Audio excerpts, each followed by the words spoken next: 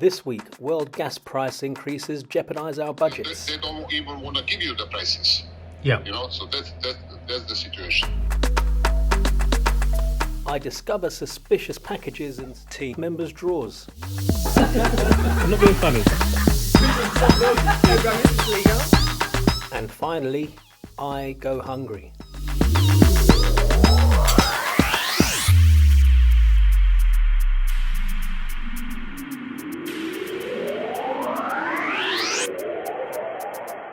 This week, I don't kick off the way I wanted to by introducing the week and setting out what myself and the team had planned for the coming days because I stupidly forgot the camera in my bag, which I left at home, which had to get brought to the office in its own special taxi. We kick off the week with the office meeting and other meetings that follow on a typical Monday. But this particular meeting is more of the joyful type because we had a new team member joining the finance team, and we introduce him in that typical convivial way that all team members go through when they first join the team. He's now with us, but following that meeting, he may not be with us after lunch. But yeah, welcome, and in true convivial tradition, have as I said, some of them, some was finest. How was that for you? Well done. Nice. Back to where we left off last week with the Colonel in his interview of my good self. Convivia, it was very important that Convivia, you had to have that sense of enjoyment in delivering what you're delivering. And I've been to so many businesses over the years, I've been a student of business ever since a kid.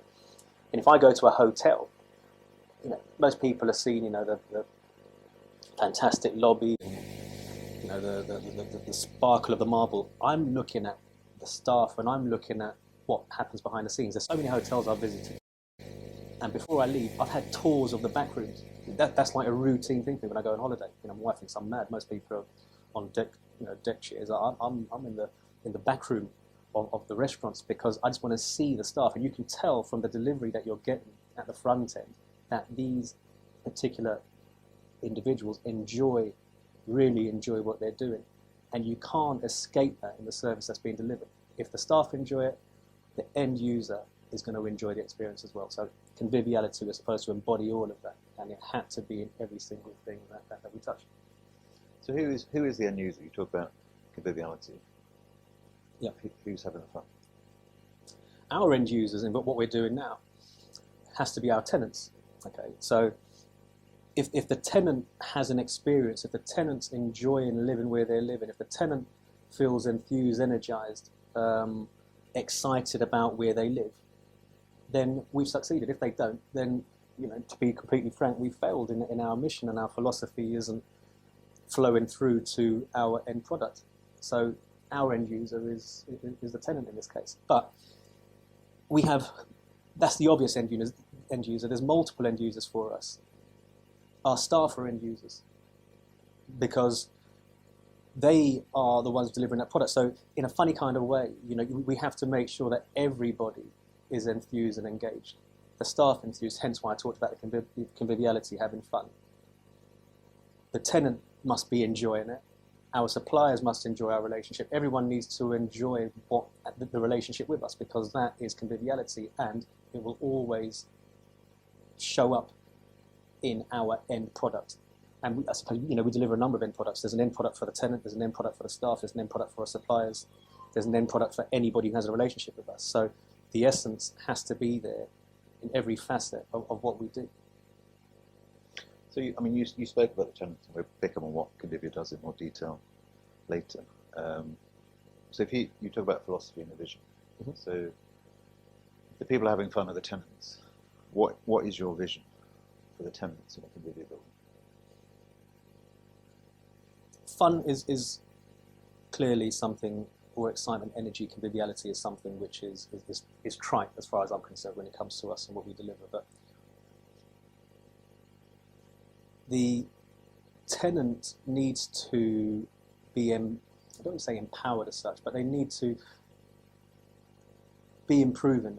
It's one thing to have a superficial offering, and I say superficial in the sense that if it doesn't help to benefit that particular tenant or individual, then That's not really the philosophy. The philosophy has to bring out enhancement of an individual through well-being, through education, through fitness, and so on and so forth, in what we're delivering right now. So in our existing product, it's all very much about making sure that not only is the tenant enjoying where they are living in a home and not just a house, and there's a difference between the two, but they also have to be growing. I think that houses over the years have just been that. It's bricks and mortar, right? It's somewhere where you leave your stuff overnight, and you make sure you don't get sort of harmed. It's shelter, and when you go to work during the daytime, it's somewhere that you leave your belongings and they're not going to be troubled. That's the traditional way of thinking about a property. I think in this day and age, a home should offer you much more. We have smart homes, and that's all very good and well. It's great that I can turn my heating on when I'm 200 miles away, right? That's all good and well.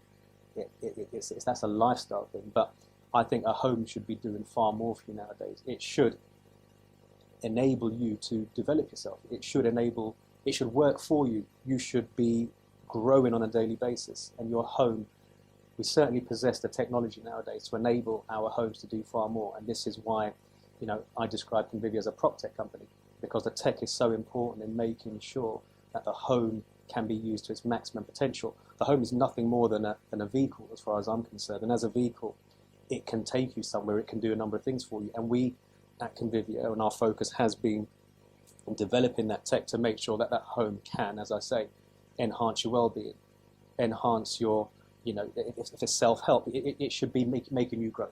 It should be making you grow. So that's where I am on that. So, back to these suspicious packages. Do you mind being We find a little bag inside horizontal? Alex's drawer, which looks a little bit interesting.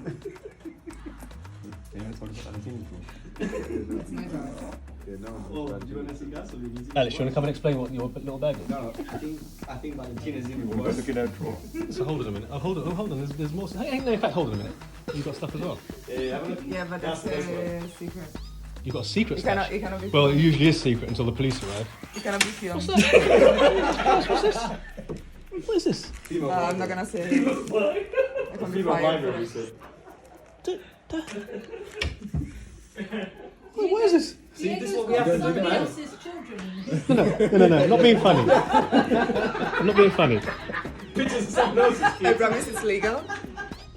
I'm not being funny, but if you're ill and you need this amount of medication, you shouldn't be working. That's not medicine.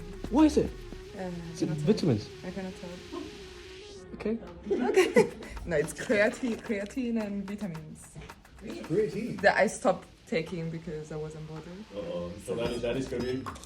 Gasoline. Slide the packet. Like, Yeah, exactly. Alright, fair enough. So, Anish has shut his door. He shut his drawers there really quick. Yeah, cool. Alright, interesting. Okay, well, yeah, thanks. Well, we'll review that. We'll review this whole drawer situation. Roy's thinking mentally to himself, I need a new team. Yeah, exactly. yeah. Well, definitely going to need a new team after after Scotland Yard had been down here. I want to get arrested. Yeah. Okay, cool. Now back to work. Fuel price hikes around the world are causing considerable issues for us on site, as we're unable to get prices on materials as the prices are fluctuating on an hourly basis. This is a major issue for us trying to budget on our projects, and by the time that we are ready to make the payment, having agreed a price, the price has already changed. Ash and I tried to get to the bottom of this with our team member who is out abroad in the field trying to make sense of what's going on. Tomorrow morning. Okay. Because they said they would send the prices this evening. Okay. All right. Fine. Okay, we do that. No, so the price cannot increase once They fix. we take the stuff. Okay. So basically, once we place the order, so regardless of when it arrives to Yes. site, the price will be based on the time we place the order. Yeah. Okay. Yes, All right. exactly. Good. Exactly. Okay. That's what I wanted. That's what. Yeah. Because, So that's the only way how it can be Okay. done to stop it. Yeah. But as I said, Sasha, the other thing we have to make sure that we have to move on this very quickly, right? Because I have to have the delivery here, as I said, for that week of the 22nd, the beginning of the week of the 22nd. Well, 22nd is a Monday. Okay, you will know everything tonight or tomorrow morning, because this is what happened meantime, in the last half an hour. So they said they will release the prices this evening. Understand exactly. So obviously, it's the fuel. The fuel situation is causing. Yes, they all produce on gas, Roy, and there was a hike of 50% in gas price 10 days ago, and all of a sudden everybody squeezed into themselves and redoing their pricings and stuff, and they don't even want to give you the prices. Yeah. So that's the situation. Yeah. All right. Okay.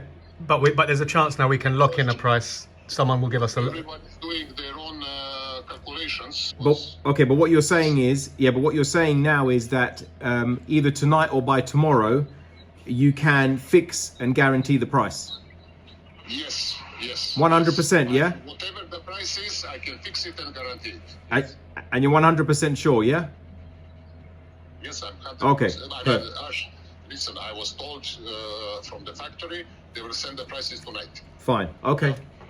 Okay. So this is what I have to, and I've been here sitting 10, 15 days, not being able even to get the pricing. I understand. New pricing. I understand. Okay.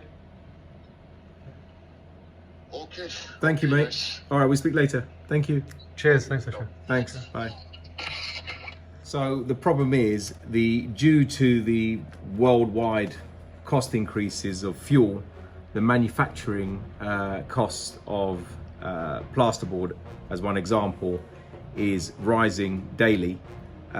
Suppliers, manufacturers are not willing to release prices to us because they are uncertain of what it's actually going to cost them. This obviously affects us because we've obviously got a price in mind within our budget. We are trying to make sure that we stay within our budget, otherwise there is an overspend on the project. In the meantime, Alex goes around the office trying to fatten people up, as he does on a daily basis, with provision of chocolates, cakes and biscuits, and also decides to make a special coffee with special cow juice. Strong coffee? This is a special one. Yeah, very special. Thank you.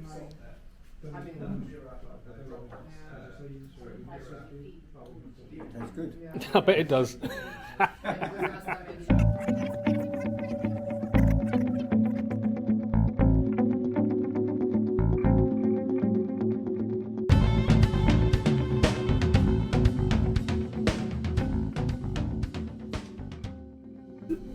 Oh, there it is. We find it inside. Cow juice.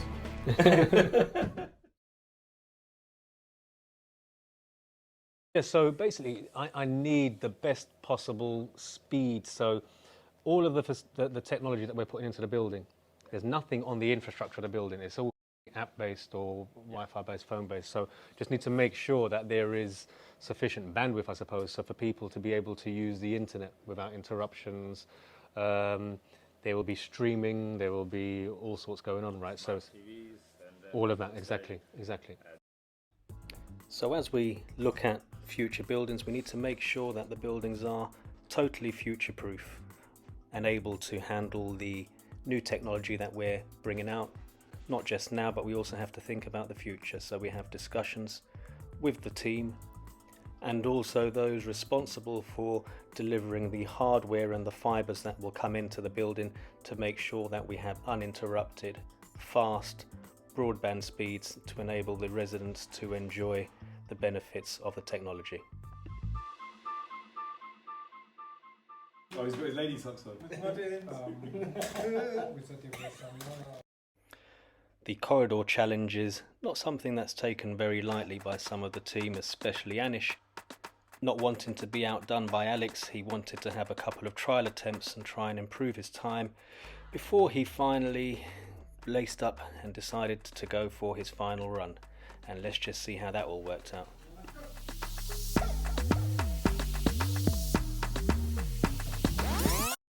Oops. Oh, you forgot.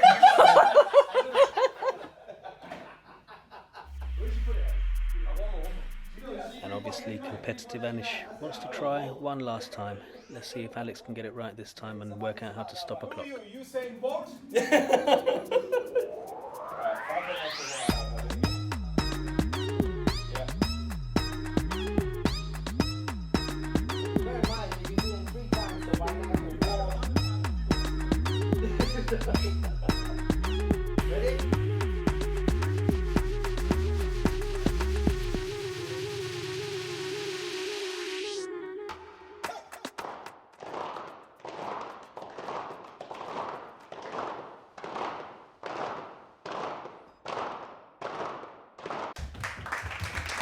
4.64. Yes. Yes. Shouldn't be quick. 4.64. What do you do?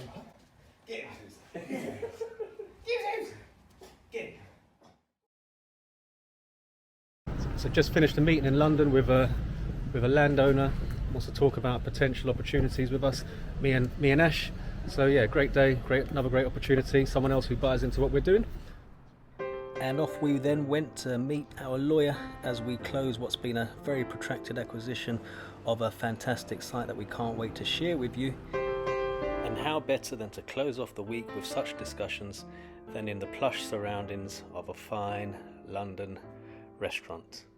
Another great week for Convivia, another successful week. And before we go, remember I told you I hadn't eaten for the week?